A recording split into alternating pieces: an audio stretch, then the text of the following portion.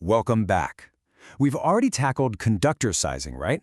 Well, today we're moving past that to uncover a massive hidden utility penalty that might literally be padding your facility's energy bill right now. Seriously, imagine opening up a utility bill and seeing staggering charges for power that accomplished absolutely nothing. No work done, just a huge bill. Sounds completely unfair, right?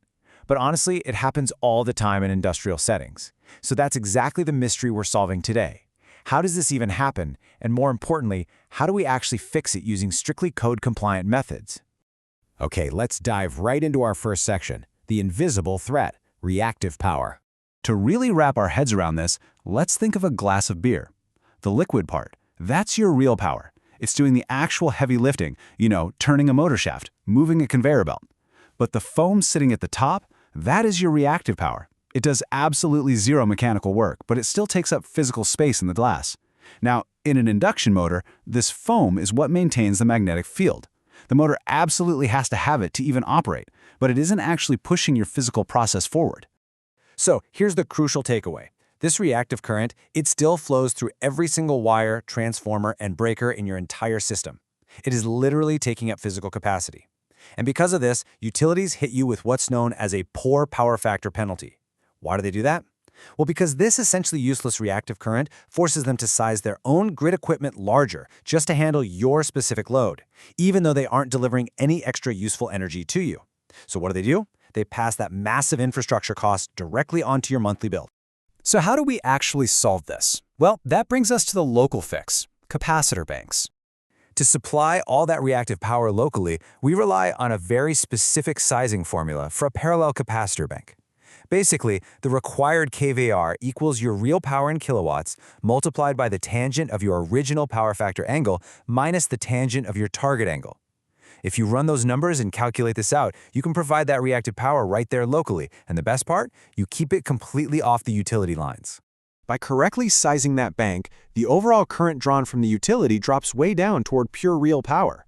Your total power footprint practically shrinks overnight. You improve the power factor, you lower your total current draw, and you effectively eliminate that financial penalty entirely. It's a massive, massive win for your facility's efficiency and, of course, your bottom line. Now hold on, because more isn't always better. Let's talk about the dangers of oversizing. Oversizing your capacitor bank actually pushes your system past a corrected state and right into a leading power factor. And even worse, those extra capacitors can create a really dangerous harmonic resonance with the existing inductance in your facility.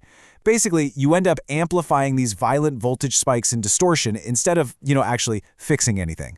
You absolutely always have to size this precisely to the actual load. Okay, let's pause for a quick check to see how well we're grasping this application. Think back to the motor states we usually evaluate. Do we size this correction bank for a motor's massive locked rotor current during startup, or its normal running current? Take a second, think about it, and mentally lock in your answer. Got it? The correct answer is running current. We are specifically correcting the steady-state reactive draw that happens all day long during continuous operation.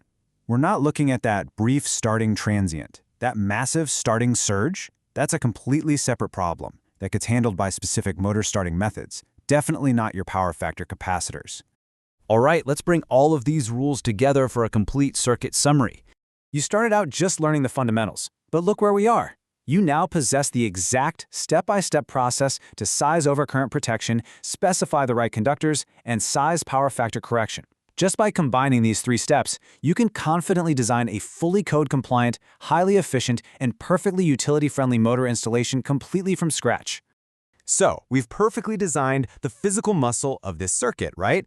But without a brain, it's kind of useless. How do we coordinate, sequence, and safely control all of this massive power automatically, without a human ever having to throw a switch? Well, that exact question leads us right into the digital brain of the operation, PLC automation and ladder logic. I will see you in the next explainer, where we'll finally put those last puzzle pieces together.